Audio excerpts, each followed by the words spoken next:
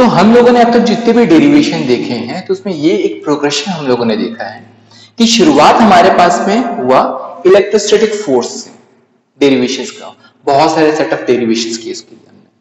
उसके बाद में हमारे पास में आया इलेक्ट्रोस्टैटिक फील्ड आया, उसके लिए बहुत सारे सेट ऑफ डेरिवेशंस किए। एंड फाइनली हमारे पास में आया इलेक्ट्रोस्टैटिक पोटेंशियल, उसके लिए भी हमने बहुत सारे डेरिवेशन किए।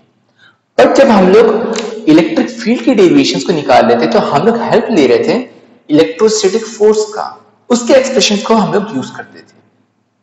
इस बार हम लोग क्या करने वाले, जस्ट उल्टा करने वाले। हम लोग यूज करेंगे इलेक्ट्रोस्टैटिक पोटेंशियल का के एक्सप्रेशंस का यूज इलेक्ट्रोस्टैटिक फील्ड के एक्सप्रेशंस को लाने के लिए। तो शुरुआत हम लोग यहां पर क्या करते हैं, एक इक्विपोटेंशियल सरफेस बनाने वाले एक चार्ज के पास में जाते हैं। अब हम लोग यहाँ पे क्या देखते हैं कि हमारे पास जो इलेक्ट्रिक फील्ड है E, वो एक पर्टिकुलर डायरेक्शन में जा रहा है। हम क्या करते हैं कि कोई एक पॉइंट P पकड़ लेते हैं एंड बोलते कि नहीं, मैं क्या करूंगा, मैं किसी दूसरे डायरेक्शन में मूव करने वाला हूं। मैं क्या कर रहा हूं, यहाँ पर R डायरेक्शन में या वेक्टर R डायरेक्शन में एक चार्ज को रखता हूं और यहां से इसको मूव करवाता हूं। तो मेरे को यहाँ पे कितना काम करना पड़ रहा है मैं यहाँ पे कैलकुलेट करना चाहता हूँ।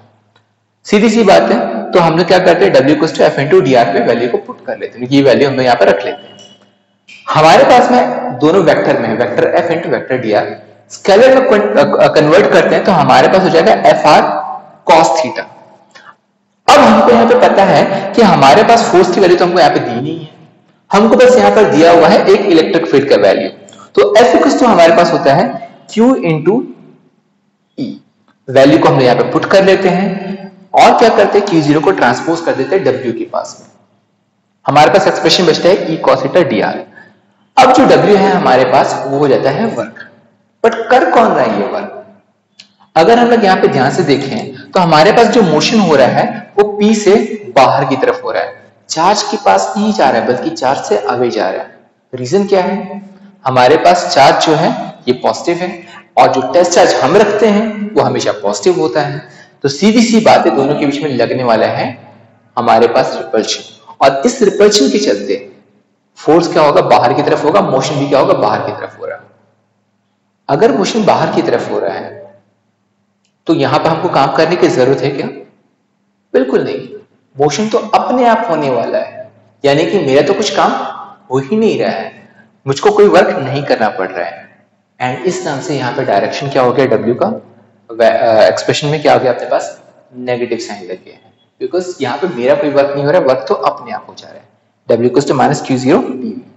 तो हमारे पास में एक्सप्रेशन को यहाँ पे रखते हैं W की वैल्यू को, तो Q0 कट जाएगा, माइनस माइनस ओके, और माइनस हमारे पास आ जाएगा एंड हमारे पास -dV = E cos θ dr आने वाला है। मैं क्या करता हूँ, dr को मैं भेज देता हूँ dV के पास में, हमारे पास सिंपल एक्सप्रेशन बचता है E cos θ। अब ये E cos θ क्या हो जाता है, बेसिकली मेरे पास इलेक्ट्रिक फील्ड तो मिल गया है बट उस डायरेक्शन में नहीं जहां पे मैं चाहता था, ये उस डायरेक्शन में मिला है जहां पर हमारे पास में मोशन हो रहा है। तो इलेक्ट्रिक फील्ड हमारे पास था, आर ने बोला मेरे को इलेक्ट्रिक फील्ड चाहिए, मुझको इसकी वैल्यू बताओ, बट मेरे डायरेक्शन में। तो हम लोग क्या बोलते हैं, चलो ठीक है भाई, अब देखते हैं यहाँ पर हमारे पास क्या हो गया, हमको कंपोनेंट में डिवाइड करना पड़ेगा। जब हमारे पास वेक्टर जिस एक्सेस में हमको चाहिए रहते उस एक्सेस में नहीं मिलते तो हम क्या करते हैं, कंपोनेंट्स में डिवाइड कर देते हैं। तो हमारे पास में इनके बीच में लगने वाला एंगल हो जा रहा है थीटा, तो आर के डायरेक्शन में लगने वाला कंपोनेंट हो गया है cos θ, एंड इसके ऊपर जो परपेंडिकुलर डायरेक्शन हो जाएगा वो हो जाएगा E sin θ।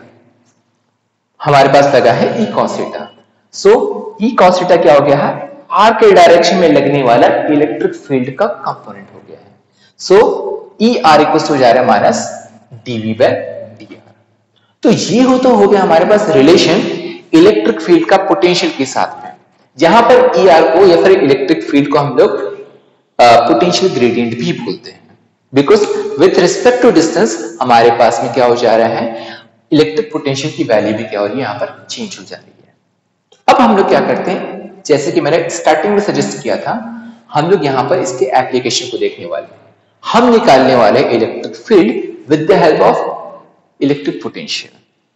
ठीक है, सबसे पहला जो हमारे पास इलेक्ट्रिक फील्ड का जो डेरिवेशन था वो क्या था, इलेक्ट्रिक चार्ज हमको निकालना है सिंगल चार्ज के लिए। तो हमारे पास आ गया सिंगल चार्ज प्लस Q, इसके चलते पी पे लगने वाला पोटेंशियल हो गया 1/4 pi epsilon naught q upon r. अब करते हैं हम लोग इसको डिफरेंशिएट। E इक्वल टू हमारे पास हो गया माइनस dv बाई dr, तो हमको क्या करना पड़ेगा, v की वैल्यू को पुट करना पड़ेगा विद रिस्पेक्ट टू r। हम लोग क्या करेंगे यहाँ पर डिफरेंशिएशन करेंगे। तो हमको तो यहाँ पे पता है कि 1/4 पाई एप्सिलॉन नॉट क्या है, कांस्टेंट है।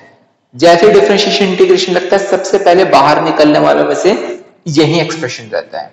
ये बोलता है भाई मैं तो कांस्टेंट हूं, मेरे को कुछ मत करो। साथ में क्यू भी निकल गया। अब बोले क्यू तुम क्यों निकले हो करके, बोले भाई आर की वैल्यू कुछ भी हो मेरे को क्या फर्क पड़ने वाला है, आर तो वही वैसे का वैसे ही रहने वाला है। तो हमारे पास सिर्फ बच जाता बेचारा आर। तो हमारे पास 1/r का क्या करना पड़ता है, हमको यहाँ पर डिफरेंशिएशन करना पड़ता है। एक्सप्रेशन आता है -1/r square, minus minus cancel हो गया, एक्सप्रेशन बचा 1/4 pi epsilon naught q upon r square. तो ये तो हो गया हमारे पास में सिंगल चार्ज के लिए लगने वाला अपने पास electric field. But what about dipole, dipole भी जो हमारे पास में जिसके चलते हमारे पास इलेक्ट्रिक फील्ड हम पर लगता है किसी पॉइंट पर। अब ये थोड़ा सा कॉम्प्लिकेटेड होता है, चलो देखते हैं इसमें क्या हो रहा है। सबसे पहले मैं क्या कर लेता हूं, हमारे पास में जो पॉइंट P है उसके लिए पॉइंट P पर हमारे पास में डाइपोल के चलते लगने वाला पोटेंशियल का फॉर्मूला हो जाता है V = 1/4 pi epsilon naught P cos theta r square minus l square cos square theta.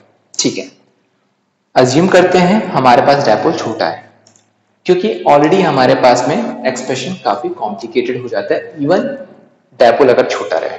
तो हम लोग क्या कर लेते हैं, इसको छोटा रख लेते हैं, मतलब एल स्क्वायर को हमको क्या करना पड़ेगा, नेग्लेक्ट करना पड़ेगा। एक्सप्रेशन में से बचेगा 1/4 pi epsilon naught P cos theta upon r square. L square cos square theta गया बिकॉज एल स्क्वायर बहुत ही छोटा है। अब हम लोग क्या करते हैं, यहां पर इलेक्ट्रिक फील्ड निकालना है तो हम लोग दो डायरेक्शन में इलेक्ट्रिक फील्ड निकालते हैं। एक तो होता है r के डायरेक्शन में और एक रहता है हमारे पास perpendicular to r which means dl के डायरेक्शन में। हमने हमेशा से देखा है या फिर पिछले बारे में डेरिवेशन भी देखा था कि हमारे पास जो इलेक्ट्रिक फील्ड था इसके दो कंपोनेंट हमारे पास थे, एक कॉस कंपोनेंट था एक साइन कंपोनेंट था। दोनों के बीच में एंगल कितना बन रहा था, 90 डिग्री का बन रहा था। ठीक है, दोनों component E cos theta and E sin theta के बीच में जो एंगल बनता वो होता है अपने पास में 90 डिग्री। मैं ऐसे एग्जाम्पल यहाँ पे लेके चलता हूँ, मैं बोलता हूँ कि r के डायरेक्शन में ई cos थीटा वाला कंपोनेंट में ले लेता हूँ एंड dl के डायरेक्शन में ई sin थीटा वाला कंपोनेंट ले लेता हूँ और दोनों को आपस में क्या कर दूंगा, ऐड कर दूंगा, तो मेरे को मिल जाएगा ई का वैल्यू। अब हम लोग क्या कर रहे हैं, सबसे पहले बोलता हूँ कि r के डायरेक्शन में हमको इलेक्ट्रिक फील्ड निकालना है। E r equal to minus dv by dr। dr क्यों, बिकॉज हमारे पास में डायरेक्शन भी क्या हो गया, r का हो गया है, तो dr लेके चलते हैं। अगेन डिफरेंशिएशन करते हैं सेम v वाले एक्सप्रेशन का। जैसे मैंने बताया था कि सबसे पहले बाहर निकलने वाले में से कौन रहने वाला है, 1/4 पाई एप्सिलॉन नॉट। बोलता है मैं तो कांस्टेंट हूं, मेरे को तो माफ करो। p और cos थीटा दोनों भी निकल जाते हैं। फिर बोलते भाई p तू काय को निकल रहा है, थीटा क्यों निकल रहा है, बोलते भाई ये तो फंक्शन r का है, r बढ़ रहा है, r के बढ़ने से हमारी वैल्यू को क्या होने वाला है, चेंज थोड़ी ना होगा, थीटा की वैल्यू भी सेम की सेम रहने वाली है। तो फंसता क्या है अपने पास में, फिर से r फंस गया, 1/r स्क्वायर का फिर से डिफरेंशिएशन होता है। इसका डिफरेंशिएशन आने वाला है -2/r³। माइनस माइनस कट के प्लस हो जा रहा है, बच रहा है 1/4 pi epsilon not 2p cos theta upon r³। एक हमारे पास में क्या हो गया, इलेक्ट्रिक फील्ड का कंपोनेंट हो गया। अब बात करते हैं दूसरे कंपोनेंट की। cos वाला निकल गया, निकला बचा अपने पास में साइन वाला कंपोनेंट, ये हमको मिलता है dl के डायरेक्शन में। तो हम लोग यहां पर कर रहे हैं E equal to minus dv by dl। अब हमारे पास में क्या हो जा रहा है, r की जगह पर आ गया है dl। बट होता क्या है कि अगर मैं l को चेंज करता हूं या फिर dl को चेंज करता हूं तो r को तो कोई फर्क नहीं पड़ता है, फर्क पड़ता है थीटा को। थीटा की वैल्यू क्या रहती है, चेंज हो जाती है अपने पास में, d थीटा से इंक्रीज हो जाता है।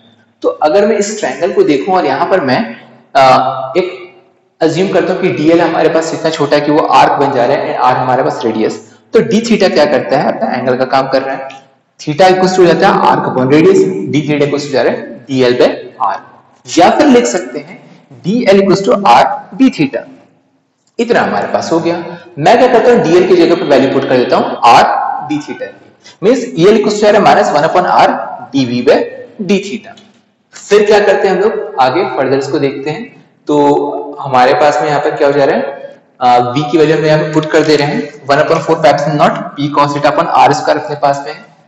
सबसे पहले में से निकलने वाले में से होगा 1/4 मैं तो कांस्टेंट हूं, साथ में क्या हो जा रहा है, पी भी निकल जा रहा है, बट फर्स्ट केस पर हमारे पास में cos थीटा, इस बार हमारे पास फंक्शन जा रहा है डी थीटा का, और इस बार आर आराम से निकल जा रहा है, बोले मेरा तो कोई फंक्शन नहीं है, अंदर का आर स्क्वायर बाहर के आर के साथ मल्टीप्लाई होकर बन गया r cube, and in differentiation हो रहा है अपने पास में cos थीटा का।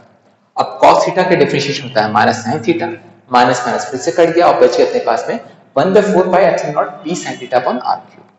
अब हमको क्या करना है, दोनों कंपोनेंट को आपस में ऐड करना है, बट यहां ध्यान देने वाली बात है, v जो था हमारे पास वो था अपने पास में, जो पोटेंशियल अपने पास है स्केलर क्वांटिटी, मतलब डायरेक्टली ऐड करो मैग्नीट्यूड को मैग्नीट्यूड से, कोई दिक्कत नहीं है।